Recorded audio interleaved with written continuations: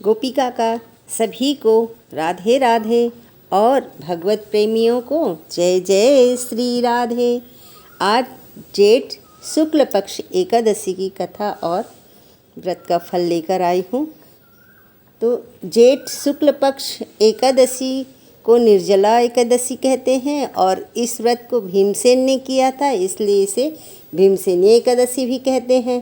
क्योंकि वेद व्यास के आज्ञानुसार भीमसेन ने इसे धारण किया था। शास्त्रों के अनुसार इस एकादशी के व्रत से दीर्घायु तथा मोक्ष मिलता है। इस दिन जल नहीं पीना चाहिए। इस एकादशी के व्रत रहने से वर्ष भर की पूरी 24 एकादशियों का फल मिलता है। यह व्रत करने के पश्चात द्वादशी को ब्रह्म वेला में उठकर स्नान दान तथा ब्राह्मण को भोजन कराना चाहिए। इस दिन ओम नमो भगवते वासुदेवाय मंत्र का जाप करके गोदान, स्वर्णदान, वस्त्रदान, छत्र, फल आदि दान करना वांछनीय है। निर्जला एकादशी में भगवान विष्णु का व्रत पूजन होता है। इस दिन भगवान विष्णु को पंचामृत से स्नान कराएं और वस्त्र पहनाएं, चंदन कुमकुम से उसका तिलक करें और भगवान की सुगंधित पुष्पों से पुष्प चढ़ाएं और भगवान को ऋतु फल अर्पण करें और स्वयं भी प्रसाद स्वरूप ग्रहण करें। एकादशी का आइए कथा सुनते हैं। एकादशी का कथा है।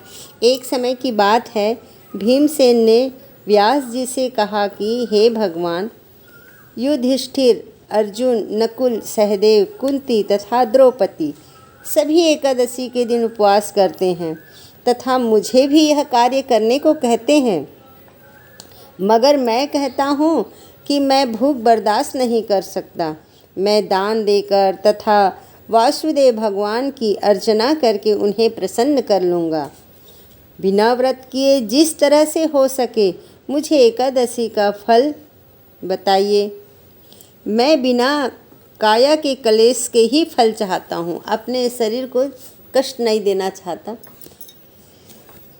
इस पर वेद व्यास बोले, हे वक्रोदर, यदि तुम्हें स्वर्गलोक प्रिय है तथा नरक में जाने से सुरक्षित रहना चाहते हो तो दोनों एकादशियों का व्रत करना होगा।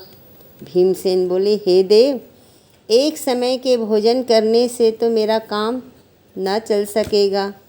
दोनों मेरे उदर में वक्र नामक अग्नि निरंतर प्रज्वलित रहती है। पर्याप्त भोजन करने पर भी मेरी क्षुधा शांत नहीं होती। हे ऋषिवर, आप कृपा करके मुझे ऐसा व्रत बतलाइए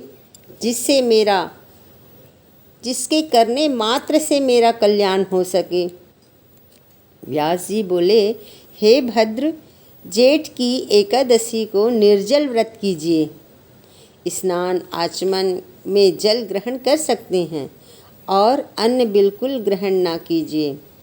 अन्नाहार लेने से व्रत खंडित हो जाता है। तुम जीवन पर्यंत इस व्रत का पालन करो, इससे तुम्हारा पूर्वकृत समस्त एकादशियों के अन्न खाने का पाप समूल विनष्ट हो जाएगा। व्यास जी के आज्ञा अनुसार भीमसेन ने बड़े साहस के साथ निर्जला का यह व्रत किया, जिसके परिणाम स्वरूप प्रातः होते होते वे संज्ञाहीन हो गए। तब पांडवों ने गंगा जल, तुलसी, चरणामृत प्रसाद देकर उसकी मूर्छा दूर की। तभी से भीमसेन पाप मुक्त हो गए। तभी से इस एकादशी का नाम भी भीमसेन पड़ गया। भगवान बहुत प्रसन्न हुए, बोले कि क्या चाहिए मंगो। तो उसने कहा, इस एकादशी का नाम मेरे नाम पर हो। इसलिए इस निर्जला एकादशी को भीमसेनी एकादशी कहते हैं। बोलिए भगवान नारायण की जय हो।